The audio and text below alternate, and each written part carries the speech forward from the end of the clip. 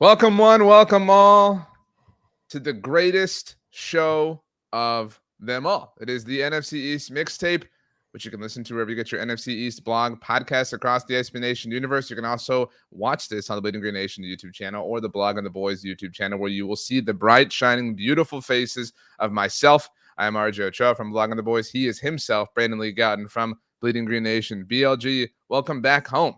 I'm not going to tell everybody where you were. But I know your exact latitude and longitude coordinates from where you were before where you are now. I know those coordinates as well, but welcome back nonetheless. Do you think I look especially yellow or orange on this video? Am I alone in seeing that? I don't know if it's like there is like some contrast going on. I think it's I don't between know my enough about shirt photography. We should ask and the Holden. light. Yeah, I don't know enough to We're also describe recording the this phenomenon that's happening later in the day. Usually there's more than of a usual, natural yeah. light happening in my place of residence, so that could be different. But yeah, RJ, it's week 3 in the NFL. We're entering that at least, but we have to talk about what happened in week 2, even though for the Eagles that was almost a week ago now. It's kind of feels like forever ago. Yeah, Feels Like Forever is a great song from what Disney animated movie? Do you know? It sounds like a modern one, and It is a I modern probably one, yeah. have not seen it, so I do not know. It's from Frozen. Feels like forever. I have not actually seen the movies. I know what they're about. I played Kingdom Hearts 3. There was the Frozen world in there. I could Great totally game. see you being a Kingdom Hearts person. That makes sense. Great series. Great Yeah. game. Okay, well, we're not here to talk about Frozen.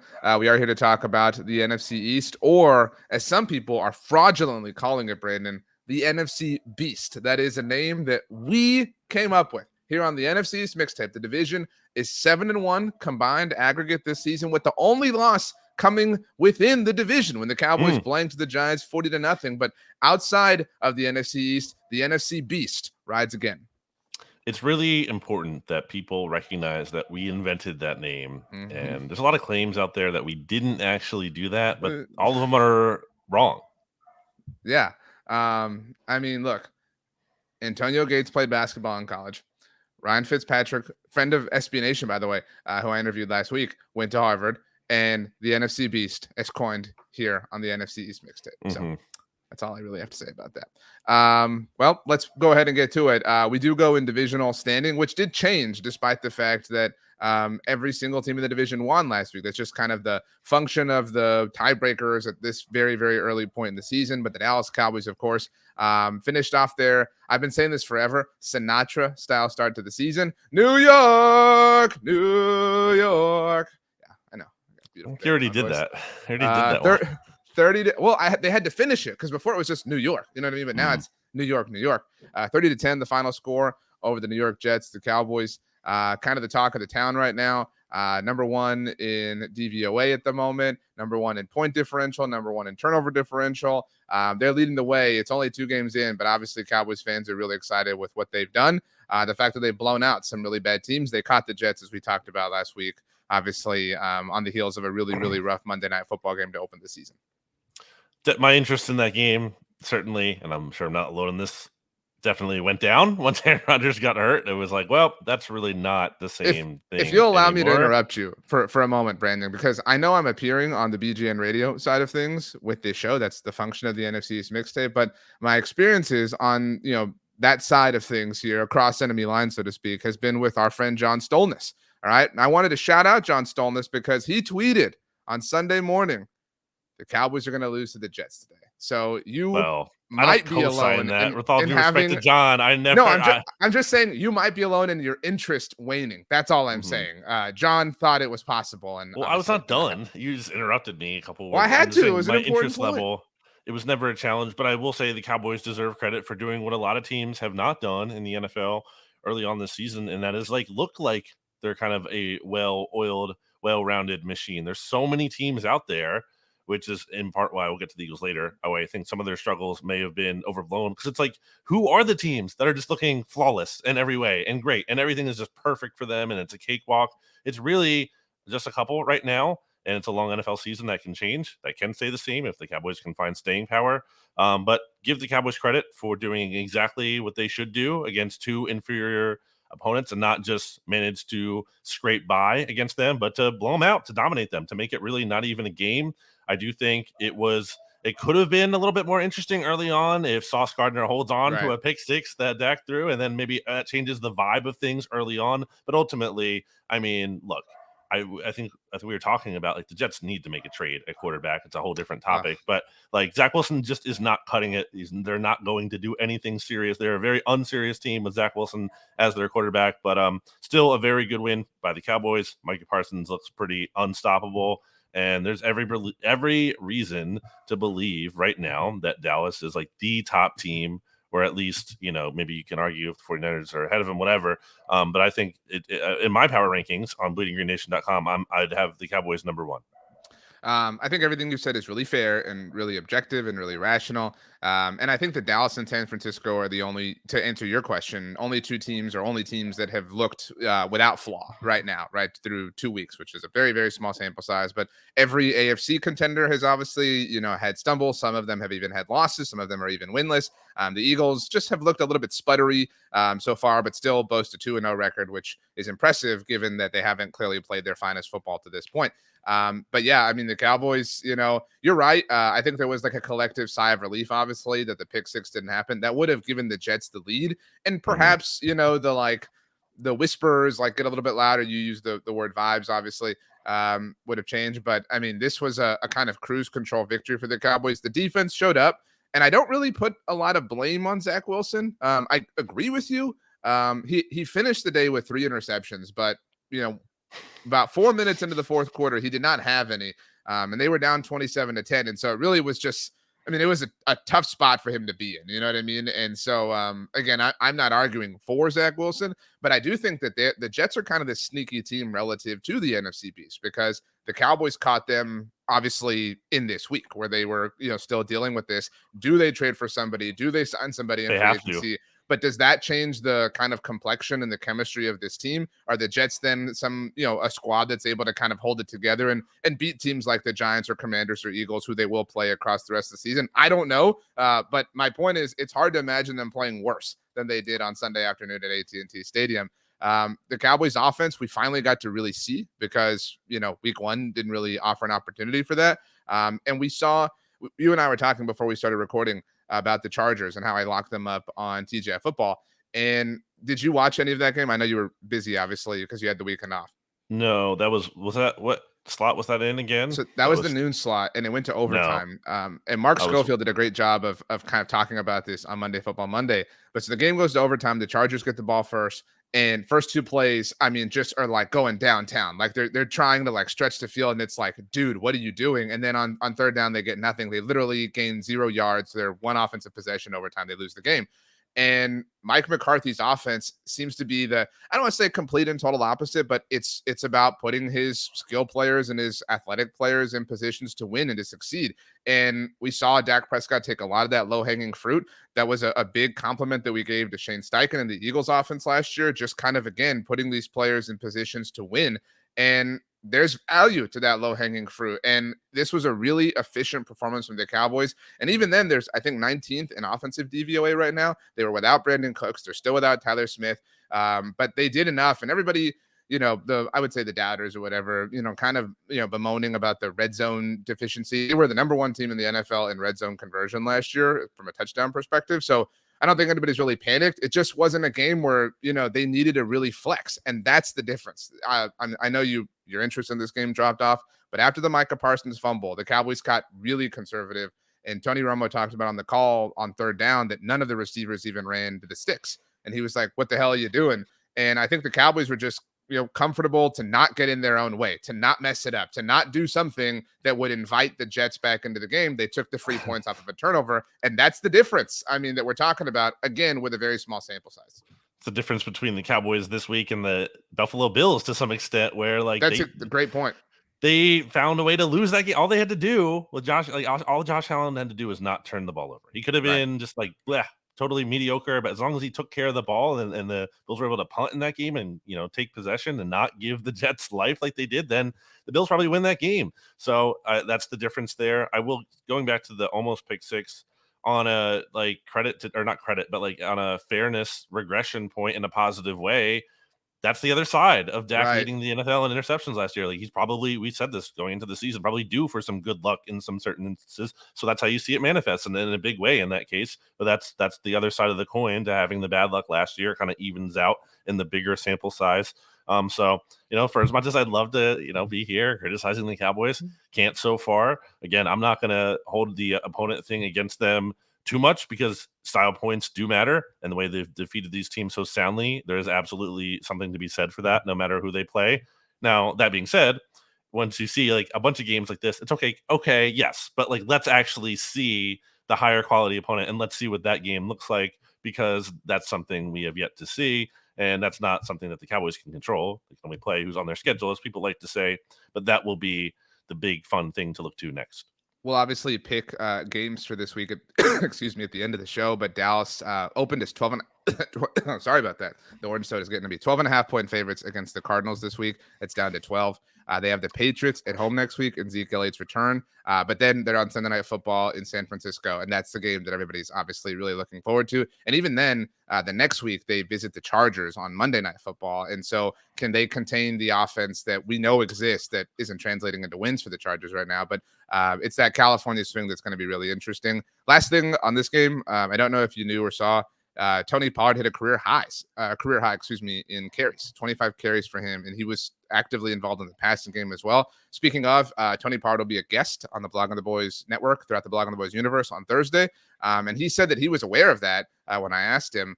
We pre-taped this on Tuesday, right before you and I are recording, actually, and I mean, I don't know that that's an indication of things to come, but some people want to look at that and be like, well, that's Mike McCarthy wanting to run the ball. I think Mike McCarthy just wants to keep things in front of him. And on Sunday against the Jets, it so happened to align with running the ball. But they utilized all sorts of players. They utilized Kevontae Turpin. Kevontae Turpin has already seen more offensive snaps through 2 games this year than he did all of last year. So I think Mike McCarthy just, again, is completely and totally fine with taking whatever is in front of him and whatever works to the benefit of his all-world defense on the other side. This has the makings a little bit of a trap for we'll get to that in the future, but looking ahead, because I said, like, when's the next big test? They play the Patriots. Defense looks good. Offense, maybe a little bit more questionable. But that stretch where they have the Niners in California, then the Chargers on the road, although that'll probably be like a home game for the Cowboys, the crowd, and then the Rams after that, and then the Eagles. Like, that's a nice little 4-game stretch where I think we're going to learn a lot more about the Cowboys right now. Right when in that stretch there. For now, it's kind of just like holding serve, doing what they're supposed to do. They're one of the best teams in the NFC, but like, I think it is possible it can be different. Maybe this is a new high for them this year, but like that's the stretch we'll really start to learn more about them. For now, they're kind of just confirming what we already expected in a lot of ways, that they were going to be one of the best teams in the NFC. As we've always said, October is the very best month that there is, which Wake will me provide up when September ends, baby.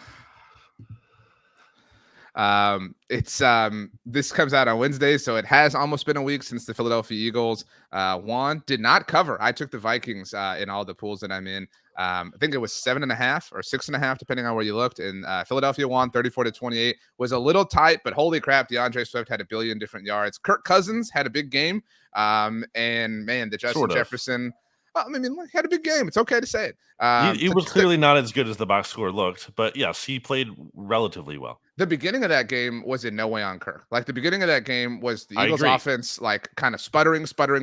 And there was the special teams fumble. There was the Alexander Madison fumble. And I give Kirk a lot of props for, doing what he could to absolve all the blame for the Justin Jefferson thing. I don't know if people know, you are on record as not hating that rule. Like, it benefited the Eagles last Thursday night, but you have said many times that you're not fine just with that. Right, not just because it helped the Eagles, to be clear. I will have your back there. You and Stats are the only 2 people I know that think the rule is fine. But the rule is the rule, and you have to know the rule. And Justin Jefferson, whatever. Jalen Hurts woke up a little bit. I said that I thought this would be the year of Devontae Smith. What has been the fallout of the A.J. Brown, Jalen Hurts, Nick Sirianni scuffle that Nick tried to lie about in his post-game press conference? I think that's overblown. Wow, shock. You're going to hear that from me. But from the standpoint of, it's the same exact – A.J. was that same way when they were blowing out the Giants in the divisional round last year. Same kind of thing happened. He also did not look happy then. And was that an issue? No. The Eagles rolled the 49ers in the championship game and went to the Super Bowl, and A.J. Brown had a great game in the Super Bowl. So I don't really know that it's the biggest issue in terms of like the team is still can be successful. I do think it speaks to a longer standing thing, which is a big reason why back when DeAndre Hopkins became a free agent and everyone's like, oh, Eagles should sign him and then they'll be unstoppable. They'll have, like Devontae and A.J. Brown and Goddard and DeAndre Hopkins. And I'm like, it's not Madden. These players have egos. And I brought up that Giants game as an example of why A.J. Brown would not be cool with another target monster coming into the offense. Same thing with that's why the Eagles were never going to draft someone like Jackson Smith and Jigba with their first round pick. Like, you're not adding a volume dependent guy to this group that already is, you're kind of seeing issues with sharing the ball. So I don't make a ton of that. I make my biggest concern coming out of that Vikings game is more about the quarterback being able to effectively get the ball to his targets. You were on him early, because I was obviously following your tweets and coverage, and you were on Thursday night. Yeah, right. You were on Jalen early in a fair way, and in a reasoned way, I thought, because it was not great. And you tweeted that the Eagles were obsessed with QB power, and that's really what it felt like. I felt like they were just trying to force the Jalen Hurts can run thing. And it wasn't until they just kind of sit back and took what Minnesota gave them. Like, Minnesota was like, hey, run the ball. And it wasn't until that happened that things started to kind of finally break for the Eagles. Jalen hit the big shots that were there. Obviously, the one to Devontae. He kind of hung that first one down low, though. That one almost didn't even work out. Yeah, the first play, there was some pressure coming down on him. I still think he could have gotten that a little bit. Like, the way I was in the press box, I saw that play unfolding and Devontae's streaking open down the field. He's open. I think maybe if he gets that ball out a little bit sooner, if he steps into it a little bit more, which to his credit, he did later on the second Devontae deep target, which ended up being a touchdown. He took a shot. Sometimes you have to do that. You have to step into your throw, deliver the throw. Like, he underthrew it. Devontae still made the catch. Great. But then the Eagles only settle for 3 points there instead of 7. That's 4 points you left out on the field. That's a big deal. Opportunity cost is a real thing, as I like to say. I think some of those runs we were just talking about, it isn't even just the coaching staff. Some of that is Jalen, making the decision on some of these options and whatnot. I do think there's a lot of debate. Is it the coaching staff? Is it Jalen Hurts? I definitely think, you can look at the coaching staff and Brian Johnson and have concern to some extent. At the same time, you don't pay Jalen Hurts $255 million to not be a big part of the equation there. That's such just a big pet peeve I have. I think I've mentioned before in the show with coaching versus players. I feel like people act like those are equal things. How much are the players getting paid? How much are the coaches getting paid? That's not the exact perfect way to analyze it. But at some level, these players are making a ton of money for a reason, because they're the ones who can do the special things and they're the ones who can make plays and make things happen. The coaching can only go so far. I want to read you these stats that our good friend Shil Kapadia had mentioned in the aftermath of Thursday night's game on his Ringer podcast, Philly Special. Jalen Hurts was 593rd out of 600 quarterback performances since the start of 2022. You're saying this game? This game is the performance? In success rate, yeah. This success rate. But just talking about last Thursday night. Just again, I'm trying to understand. Yes, that Thursday night performance was 593rd. So there are only 7 worse performances since the start of 2022, just measured by success rate, which isn't a catch-all perfect stat, but it does represent how often something good happens when you drop back to pass. The Eagles produced a positive play on just 23.3% of Hurts's dropbacks. His first 2 game success rates this season are lower than every game out of his 2022 season. So I think it's not unfair to say that Jalen Hurts needs, I'm not saying he's hopeless as a passer, but he needs to be better than he has been. So to me, I think that this speaks to a point I had, not to be I was right, but I said this, his 2022 season was maybe the greatest year that he'll ever have. And that's not a shame. And that's not oh, what a loser. He can never replicate that year. It was this remarkable year that if he had not gotten hurt, obviously would have won him MVP. And that was my argument for A.J. Brown too, right? Regression can happen just in a statistical sense, where you just simply have less, even though you're not less talented or whatever the case may be. I don't think this is a matter of defenses understand Jalen Hurts now, whatever. It's just like you talked about the Dak thing, you know what I mean? So things that broke your way, luck or whatever. I mean, it flips or it Yeah, adjusts but or to it this flips sometimes. degree, clearly shows that there's something more than just that going on. Like this is more than just natural regression. This is all the way to the other end, at least. Like this, there's something like wrong here, and I think it's not exactly easy to pinpoint. Again, I think the offensive coordinator shares blame. I think Hurts shares blame. You can say some of the players too, the attitude, whatever. They have the bottom line is the Eagles' passing game is not firing on all cylinders right now. There's something out of rhythm. It doesn't look right. It doesn't mean it's doomed 100%, but it is like a legitimate concern if it doesn't get fixed sooner than later. AJ Brown has the fewest amount of receiving yards to the first 2 games of a season that he has had since his final year in Tennessee. Now, I don't think that means like, oh, he's going to demand out, but he is a passionate player. I don't have to tell you or any Eagles fan that. I don't know that I buy that he would keep that up. I don't know the chemistry, well enough to offer an opinion, an educated one at least, that wouldn't sound like trolling as to whether or not if Devontae kept eating, right, or if the passing game got fixed that way, right? If it was Devontae, if Goddard got involved or whatever, would AJ Brown, would there be discourse there? You know what I mean? Like because that would be the concerning thing to me is, okay, this has to get fixed, and there is this one idea that it has to get fixed a certain way, and if it doesn't, will it be all right? You know what I mean? And so that would be a mild concern. But I think, again, and I said this a little while ago, it's worth mentioning that despite all these, like, things that sound troubling, the Eagles are 2-0. Like, if you can find a way to win in spite of all this, happening, like, that's the mark of a good team.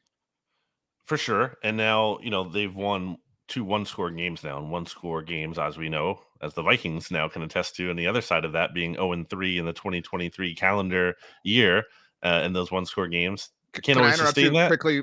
So they were 11-0 in one-score games last year, right? Everybody knew that, and Yep. I tried to defend them more than anyone. I think that's well on record. I tweeted before their final possession. I said it's going to be hilarious when the Vikings go score a touchdown here to make this a one-score loss. When and of course, like, it happened. Yeah. Like, it's almost worth like not scoring in that sense, so people can't like rub that meme in your face. I mean, it had the feel of a one-score game. Ultimately, it wasn't like Right. totally like, well, the Eagles blew the Vikings out, and the Vikings put up like 20 points in garbage time and made it look a Right. lot closer than it seemed. It had the feel of a one-score game. Ultimately, yeah. So I definitely think that that's the biggest concern. It's like 2-0 is nice, and I do agree with you. And I said it earlier when we were talking about the Cowboys. How many teams are firing on all cylinders and clicking and looking perfect? They don't play the Super Bowl in September. So there's a lot of time for this to get ironed out. At the same time, again, you want to see progress there. I think anyone would say they believe it can because of the talent there. You're giving them the benefit of the doubt that they can iron that out at some point. But again, it's the more games we go by where it's not happening, it's only going to get exponentially, increasingly more concerning. Before we move off the Eagles, I do want to say, obviously, you have to mention, DeAndre Swift's huge game, 175 yards, insane. I was listening to the TGI football podcast today because I was behind in my podcasting, and I also thought it would be kind of funny to get the takes of prior to week 2, hearing them after week 2. And one of the things that our co-host Steven Serta had mentioned was like, because I wasn't able to be on Friday and give my analysis of the Thursday game. He's like, I want to know why Gainwell was ahead of DeAndre Swift. And great question, because I was asking the same thing after Kenny Gainwell had freaking 18 touches in week 1, and DeAndre Swift had 2, including just 1 carry. Like, what are we doing? I don't know that Swift can be this guy the whole season. I don't know he can be your bell cow back, but if you're giving him the ball 2 times a game, you're clearly messing up. That's clearly not the best approach. So, on one hand, passing game in disarray a little bit, needs to be figured out. On the other hand, it does seem like the Eagles are figuring out their run game, which is not meaningless. I in no way want to take it away from DeAndre Swift, because like, you put up 1 billion yards, like, you deserve credit for that.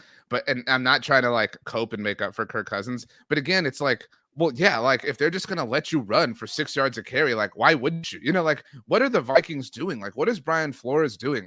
And for the record, I gave you the credit for liking the rule before that game. I jumped off the Viking ship before the loss in Philadelphia.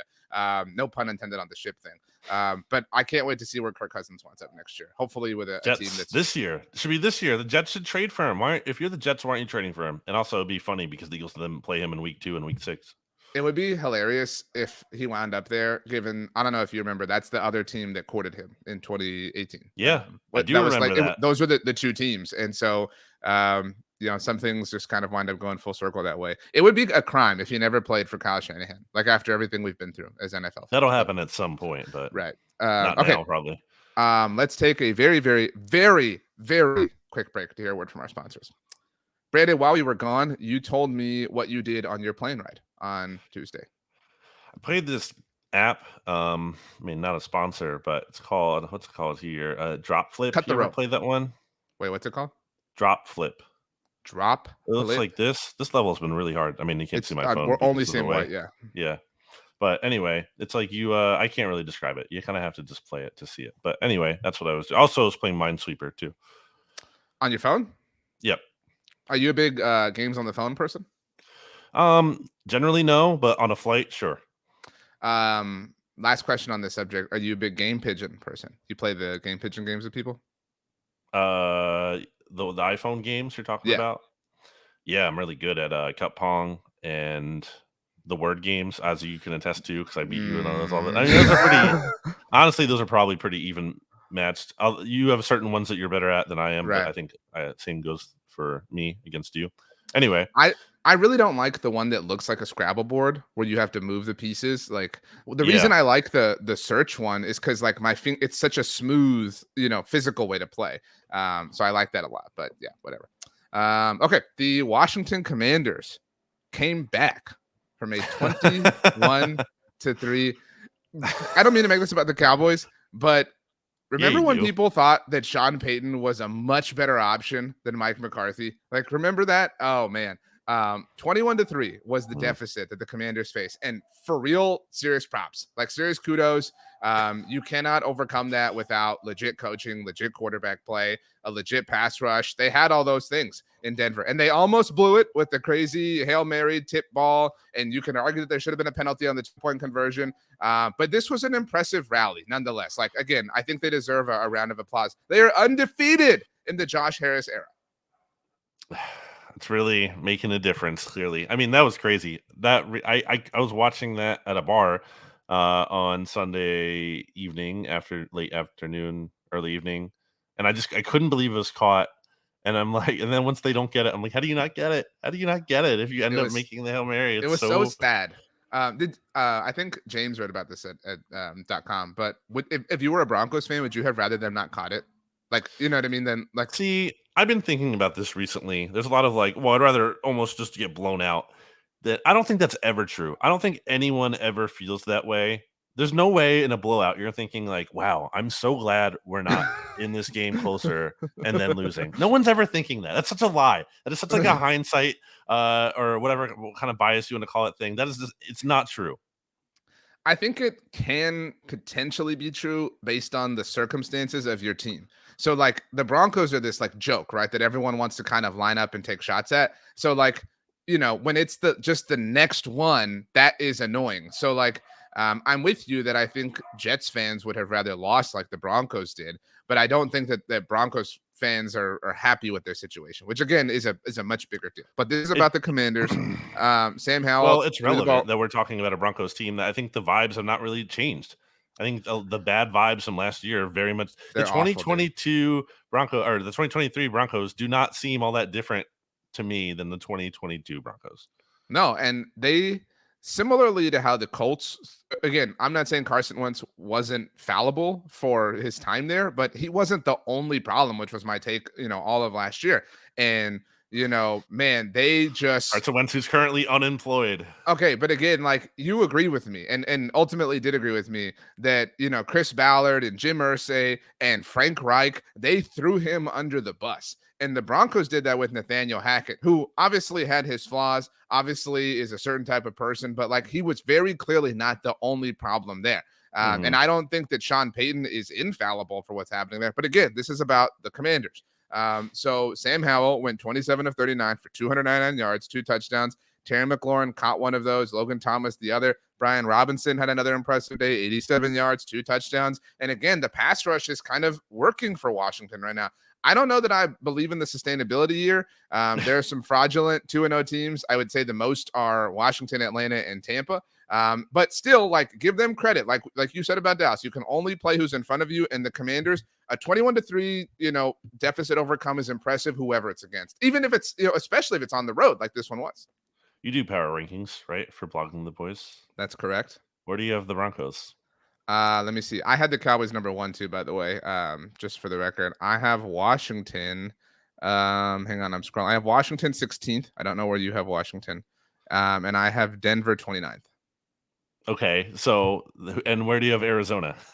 I have Arizona higher than last week because I thought that Arizona was, and we'll obviously talk about that in a little bit, but that I Higher already than last week, up from what, 32 to 31, or they were 32. I put Houston at 32 now, which is a bummer because I picked them to win. The I put Commanders have Chicago. beaten your number 29 and number 31 team. 30th. Arizona's 30th, so 29 and 30.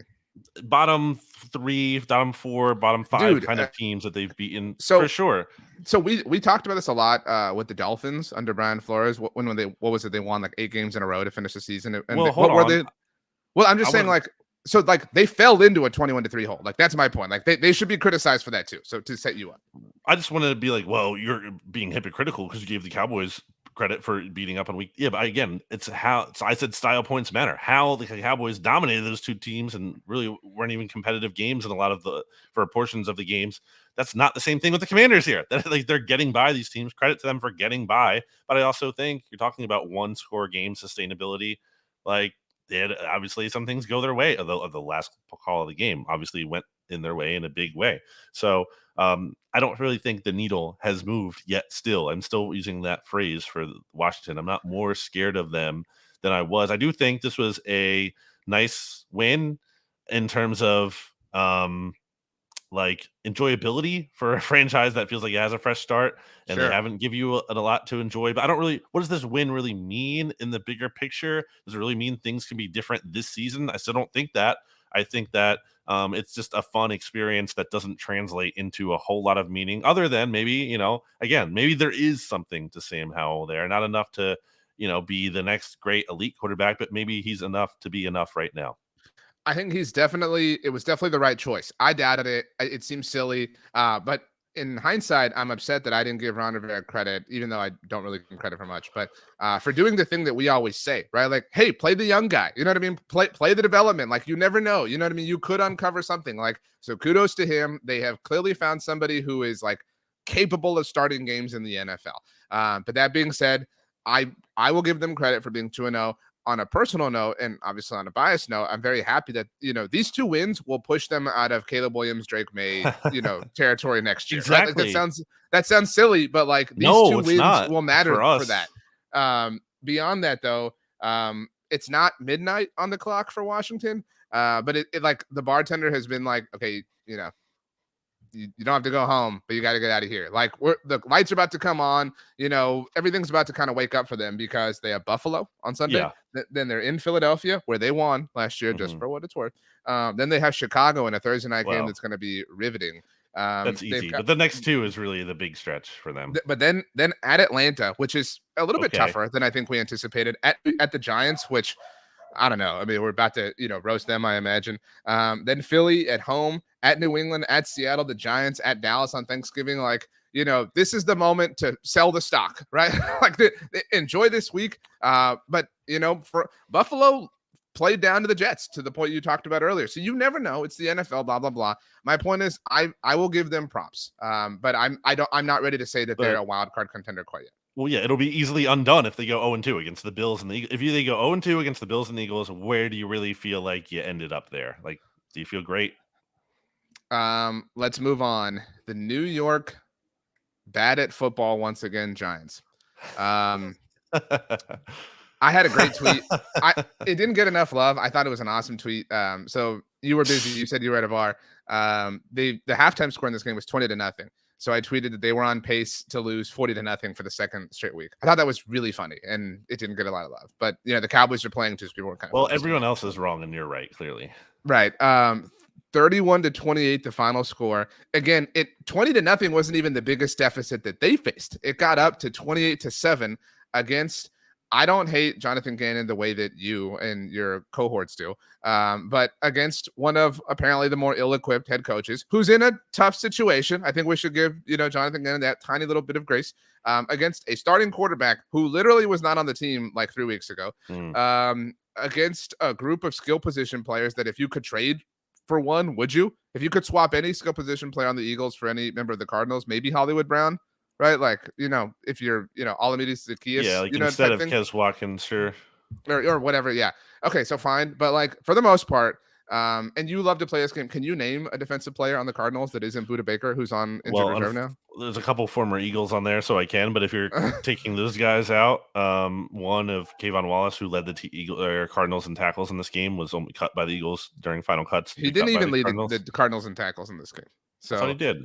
No, he had 5, which was tied for the second most. But so, yeah, I mean, this is a tough team. It was a very. I'm going by total tackles here. Okay, fine, whatever. But it was a very tough scene for the Giants to be down.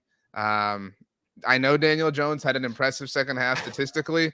I am so out. I like this. This was almost worse than if they had lost. I don't know if that makes sense. Like, I haven't seen a lot of Giants fans like crowing. That's not true.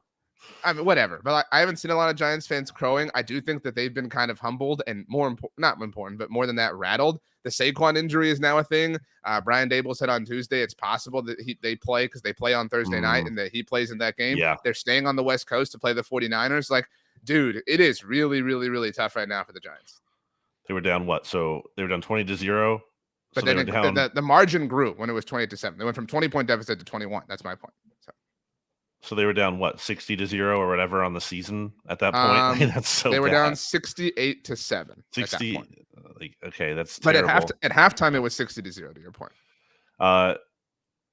So I would say if you're looking at it optimistically, if you're a Giants fan, this is a performance to build on. Okay. Really not encouraging in that one game. But if we go out and we win the next game and we continue to kind of put something together off of that, then all of a sudden it doesn't really care, or it doesn't matter how we won that game. No one cares about that. Problem is, you get the San Francisco 49ers next without Saquon, like you mentioned there. And Darren Waller apparently still dealing with some kind of thing that he said was like not going to go away. I mean, yeah, basically. Which Steve 6 for 76 in this game, so maybe it's not the biggest issue ever, but still not like great. So yeah, again, I would say if you're looking at it optimistically, something to build on. But I don't really know.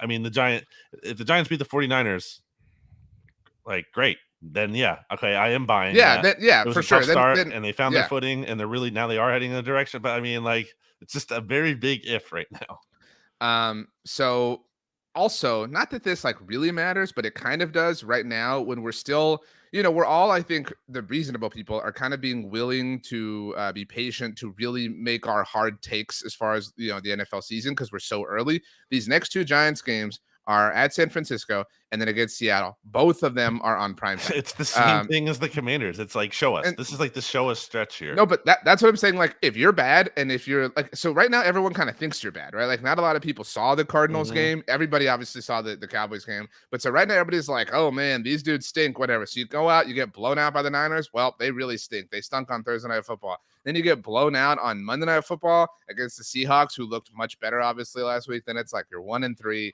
It's just really not working out for you. And then everyone will really pick apart that one win and be like, you barely beat the Cardinals. They're tanking anyway, blah, blah, blah. You said like positives if you're a Giants fan. Jalen Hyatt had 2 receptions for 89 yards. One of them went 58 yards. We said it. Like, this is his thing. Thank goodness in my Dynasty League, somebody dropped him. So Jalen Hyatt now part of my Dynasty squad. The Darren Waller thing, I mean, he had 76 yards.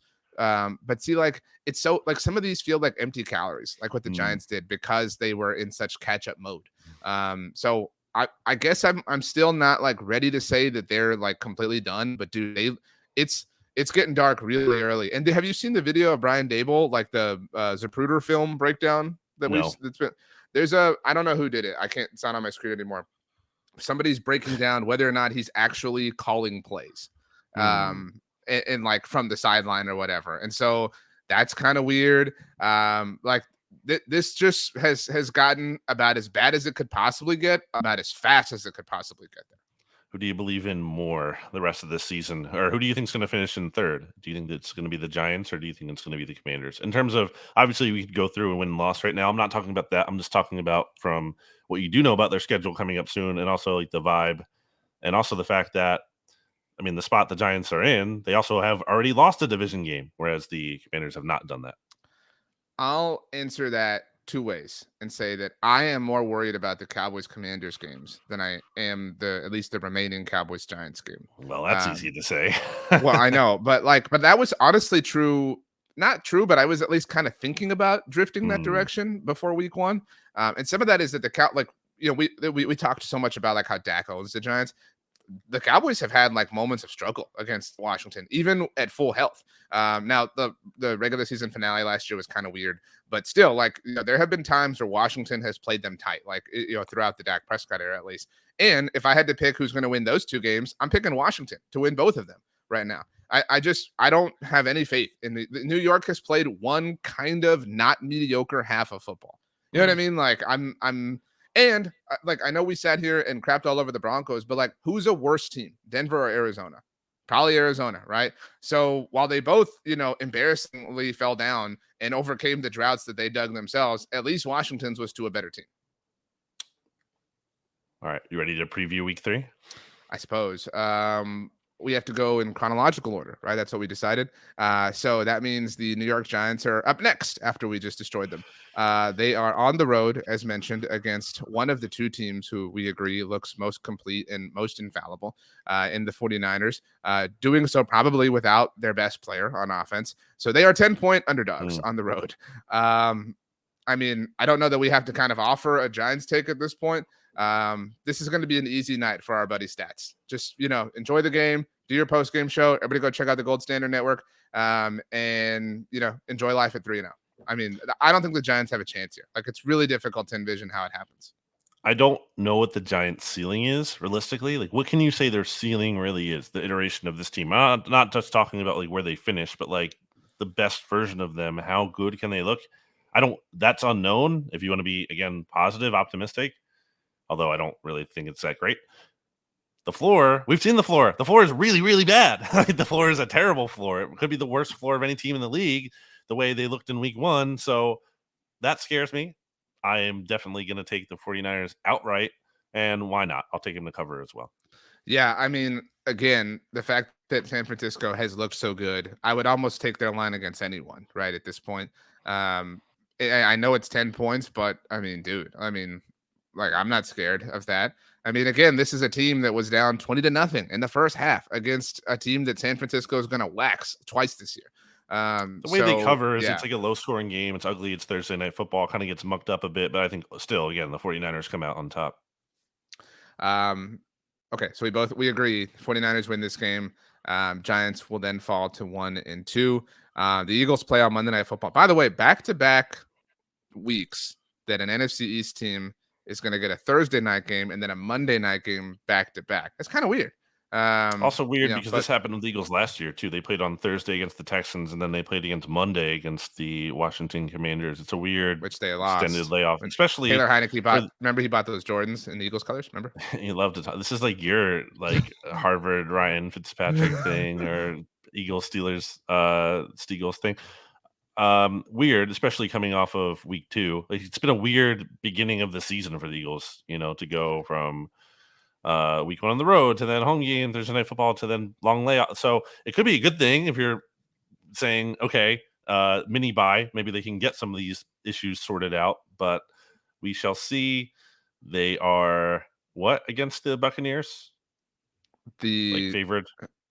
Oh well, no, we're not doing them next. I mean, hold off. We're going in chronological order. Oh, duh. But I was Monday. You brought it up, so it was in my head. No, I know. I was just saying it out loud. But by the way, what did you think of the double Monday night games on Monday? Yeah, it's dumb. Agreed. Good call. Good take.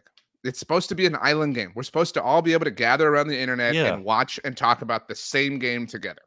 I don't like. Yeah, if they could do it where there were 2 independently, sure, I would be start more one at 6 and the other at 9. I'm totally with you on that. That's still too much. I think if you want to do that once a year as like a special thing, sure. If you want to do once a year, 2 games on Monday Night Football, yeah. Mm-hmm. But we cater to the West Coast for some dumb reason when it's just, I mean, the It's people the on the best East Coast have coast. it harder because, like, you have to stay up late to watch the games. Okay, so what? You miss some of the beginning of the game. You're still going to get to see the ending, and also you're going to have plenty of time afterwards.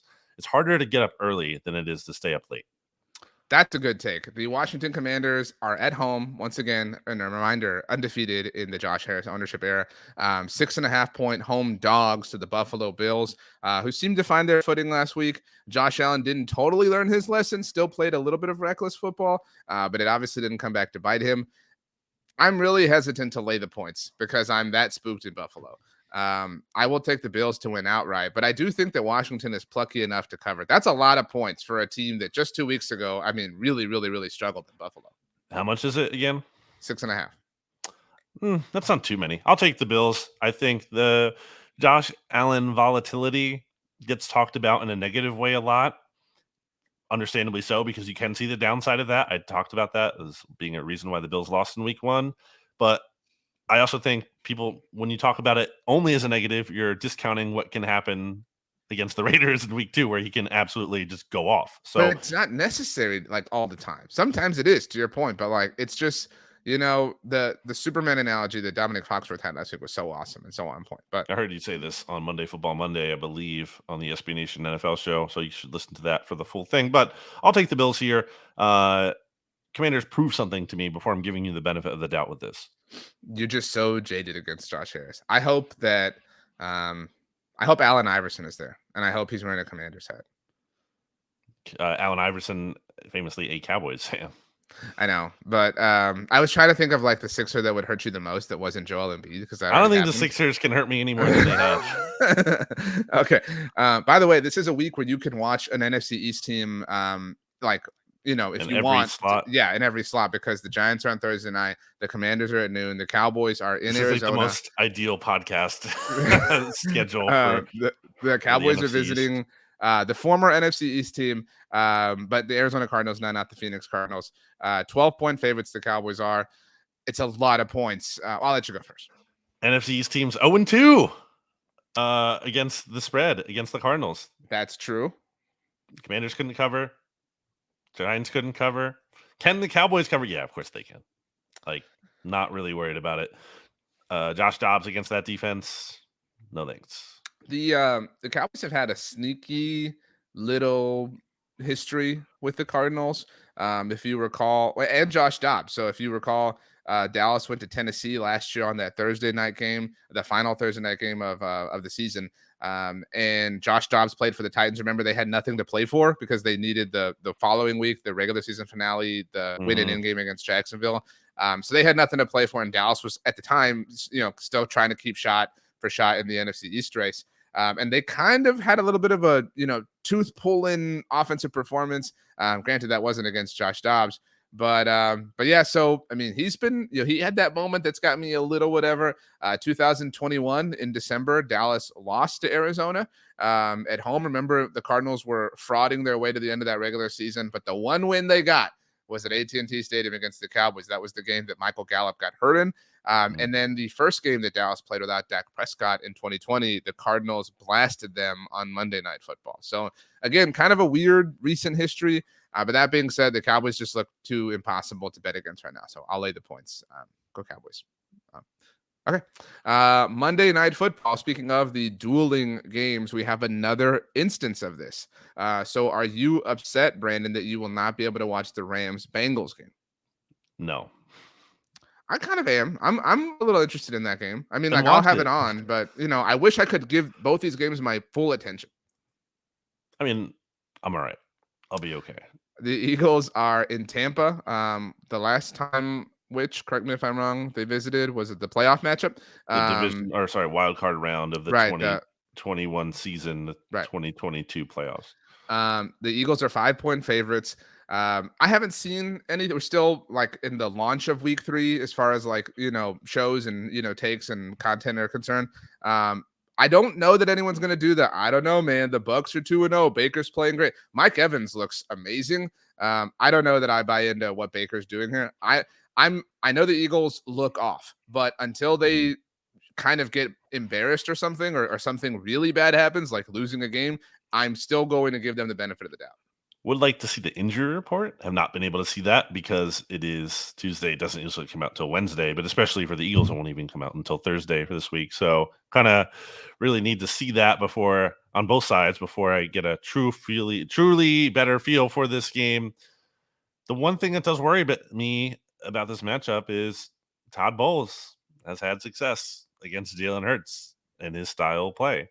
And for a passing game that looks out of rhythm, maybe I can't just give them the total benefit of the doubt. I'm not totally scared of the Bucks and their 2-0 record. I don't think they're terrible. I think they're fine. I think they might end up winning that division. I mean, that's not really saying a ton. They're a sneaky contender for it, sure.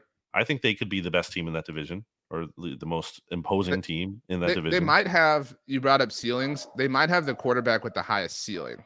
You know, I like think so. When Baker's in his bag, his ceiling is higher than Derek. He's very infrequently in that bag, but you know, Right. he can make some plays when he's on, and we saw that at least this past week. And it's a bad division, so it's not like saying the most, but I don't feel comfortable enough in the Eagles passing offense right now to just give them the total benefit of the doubt.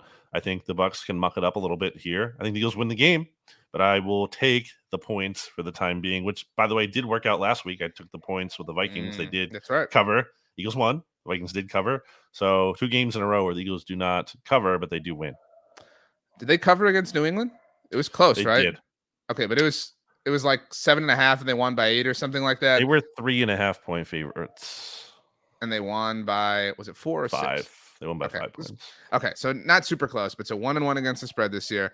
I could see this as, and this is also, we talked about the Monday night thing, like, you know, if it's still shaky, like this could be, I haven't seen a lot of national takes like jumping on the Eagles yet. And again, Eagles are 2-0, so there's no real reason for that. But if they were to lose, if they were to struggle, it could make for a long, short week. Because who's after that? Washington. Oh man, what if Washington knocks off the Bills and the Eagles lose to the Bucks? Well, I think some people might actually feel better about the Eagles or that game because it's like, are the Commanders really going to start 4-0 with a win against the 4th win against the Eagles? I don't know. I mean, it's hard to believe. That game is in Philadelphia. Oh, please God, let Joel Embiid show up wearing Commanders gear and hanging out with Josh Harris. That would be so funny. This is my new thing. I don't really care about. Okay. I care about the conflict. I don't care about the Sixers part of it in terms of I don't really care about the Sixers right now. That makes me sad as your friend because as a Spurs fan, I have no beef against the Sixers, but like it's sad to me how like beaten down you are as a Sixers fan. That's tough. But it is what it is. It's time to pick our songs this week for the NFC East Mixtape playlist. Rachel, ever the on-time person that she is, submitted hers early Tuesday morning. She has gone with Go Crazy by Chris Brown. So that's Rachel's pick. Rachel, I told her this in the chat. Bangers. This one, it's not like up there for me as far as her other song choices. But you know, hey. What are you gonna go with? I actually had a little bit of a story for mine, if it'll help buy you time. 2 weeks ago now, I tweeted about, are you a Canes fan? Raising Canes fan? I went I think 2 weeks ago for the first time ever. It was I was pretty impressed. I liked it. Pretty good. If you went, maybe they had this this going on. Well, probably not if it wasn't in Texas. But they have a promotion going on where you can upgrade your drink and you can get a Post Malone themed cup at Canes. So you laugh, but I tweeted about this thinking like, oh, this is just a thing. Like I'm just going to tweet about it. It got so much attention. I can't tell you how many people in my replies were saying things like they were begging other people to go get one that they would pay for and then pay for the shipping on. So I was just kind of stunned. I don't eat Canes a lot just because, I mean, it's delicious, but you know, trying to stay healthy. Like tonight we're eating salmon, you know what I mean? It's not Canes. But anyway, in the spirit of Post Malone, I'm going with the song Circles, my favorite Post Malone song. Okay.